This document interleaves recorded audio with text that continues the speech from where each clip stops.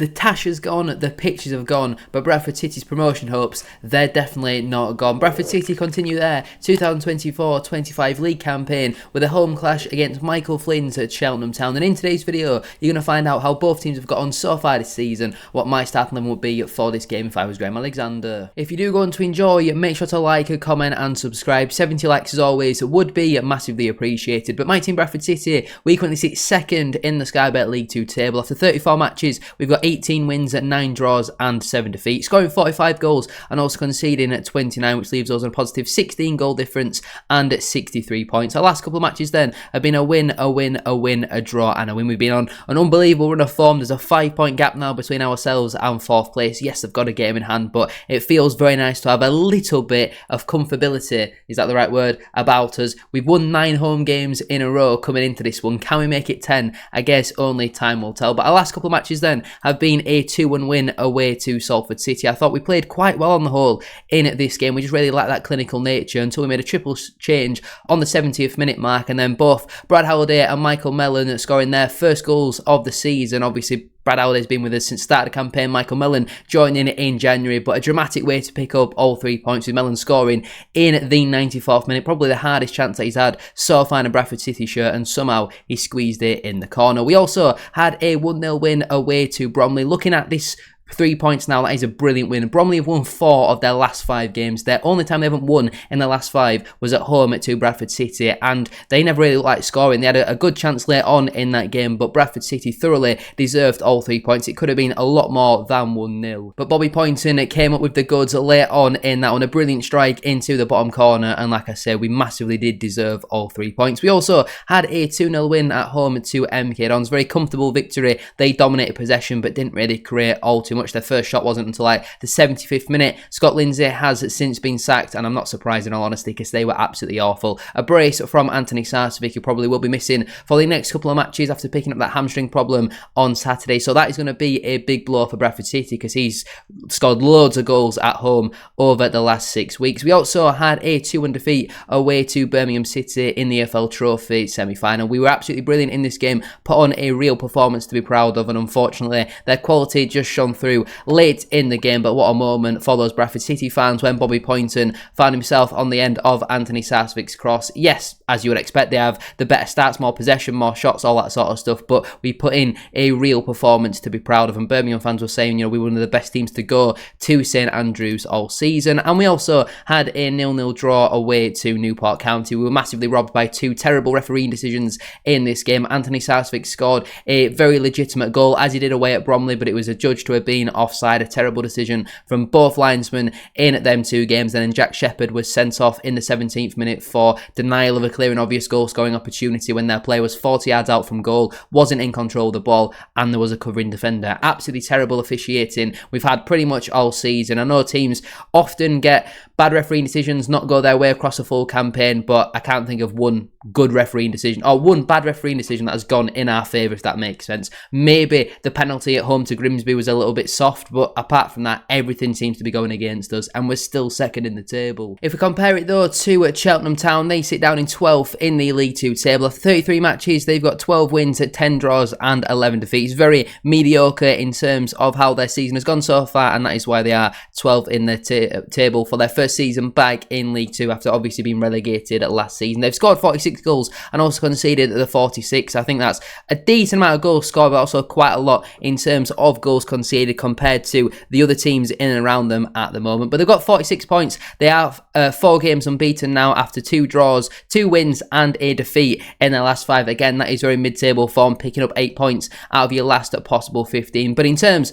of their last couple of matches then, they had a 1-1 draw at home to Grimsby Town. Former Bantam George Miller missed a penalty in this one. Grimsby had some good chances. Cheltenham had a good chance late on in the game as well. But on the whole, I don't think 2 sides will be too begrudged by picking up a point. Maybe judging by the stats, Grimsby might be a little bit disappointed they've not won, but to go away to one of the best home teams in the division and pick up a point, it certainly was not the end of the world. They also had a 2-2 draw at home to Walsall. They were 2-0 down in the 90th minute. They pulled back 2 late goals in this one, and judging by the stats, they deserved at least a point, if not all 3 out of this game. So we've got to go until the 97th, 98th, 105th minute, whenever the referee is going to blow his whistle, because this goes to show show. Cheltenham will not give in. They will go until the end, so we definitely need to be wary of that. They also had a 3-0 win away to Newport County. Some of the goals he scored in this game were absolutely brilliant. I think it was Ethan Williams who scored from deep inside. I was going to say deep inside, about halfway into the Newport half, lobs the goalkeeper who's massively off his line. I thought that was a real good finish. Matty Taylor recently started scoring goals as well, and Ethan Archer has been one of their biggest threats so far this season, and Newport had been on a decent run around this sort of time, so this was a brilliant 3 points for them. They also had a 3-2 win at home to Barrow, 2-0 down in this game, ended up winning it 3-2. Again, like I've just mentioned, they're going to go until the end. The scoreline is almost irrelevant to Cheltenham. Their heads are not going to drop. They're going to keep going. They're looking at the stats, deserved probably all 3 points out of this game. Dominate possession, more chances, more shots on target, better pass accuracy, and all that sort of stuff. They are a very decent side. Since I'd probably say the turn of Christmas, really, they've really built on that consistency, and obviously we did draw 1-1 earlier on in the season, and they also had a 2-0 defeat away to Fleetwood. They had a fair few chances in this game, but really like that clinical nature, dominated possession, but like I mentioned there, just really poor in front of goal in all honesty. Before we do go any further though with today's video, don't forget to drop a like on there for me and subscribe to the channel as well if you are new. Can we try and hit 70 likes as I said at the start of today's video? That'd be massively appreciated, and don't forget to get your thoughts in down in the comment section down below. What is your score prediction for this match? What would your starting 11 be as well? Now recently we have started to pick up more and more injuries, so I've built this team based on worst case scenario. I'm assuming Critchlow and Sarcevic are going to be unavailable for this one. I think Critchlow's probably got a chance. Sars, I would imagine, with a hamstring issue, has probably got no chance. It was nice to see Callum Kavanagh back from his injury though on Saturday, so in terms of my formation I would stick with the 3-4-2, and I don't really see a reason why we would change it at this stage. I know obviously when we made the substitutions on Saturday we went to the 3-5-2, which we've not seen us play for quite a while, with 2 strikers up top. I don't think we've done that since before Christmas surely, and yeah, we scored the 2 goals from it, but I would go back to the 3-4-2-1 in this game. In goal I'd go with Sam Walker. No real complaints from me from Saturday. Can't do anything about the goal. It's a great finish right into the top corner, and apart from that didn't really have much to do. Looked quite confident when coming for crosses and all that sort of stuff, so I'd definitely stick with him in between the sticks. In terms of the back 3 then, at right centre back I'd go with Aidan Baldwin, probably my man of the match on Saturday. I thought he was absolutely brilliant once again. Some of the passes that he plays into midfield, that ball he played into Jamie Walker which ended in their keeper making a really good save, was absolutely outstanding. I think defensively has really improved since the start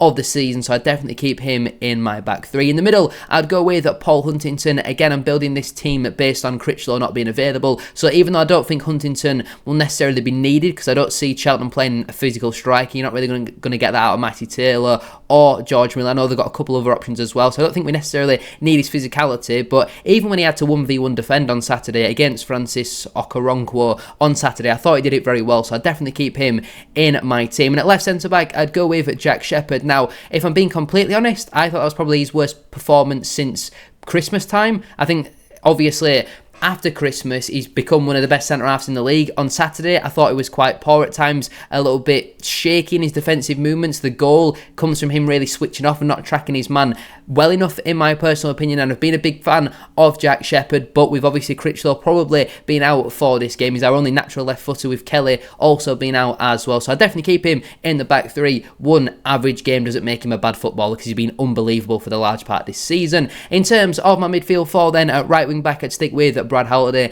Nice to see him finally get his first goal of the season on Saturday. In seasons gone by, he's been a wing back who's got a decent amount of goal contributions, I think closer to double figures in both his seasons so far at Bradford City. And this season, obviously, his numbers haven't quite been there, but great for him to finally get that goal in a fixture where he scored in away last season, scored against Salford at home last campaign as well. So Brad Halliday, for me, I definitely keep in that role. His energy, his defensive ability, just absolutely brilliant since Christmas, so I definitely keep him in this side. In terms of my 2 holding midfielders then, firstly I would go with the captain, Richie Smallwood. Just a very, very good player. I don't really know what else I can say about Smallwood at this point. He breaks up the play very well. He gives it to the better players, like what he did on Saturday for our second goal. Won back the ball off of Greyhead Matty Lund in the midfield on the halfway line, played it through to Callum Kavanagh, and then the rest is history from there. Brilliant. He's just very good. I don't know what else to say about Smallwood, so I definitely keep him in the side. Alongside Alex Patterson, I would bring him back in for this game. Obviously missed Saturday because he reported a bit of an illness on Saturday Saturday morning, but you'd think now by Tuesday, surely he's going to be fit enough to play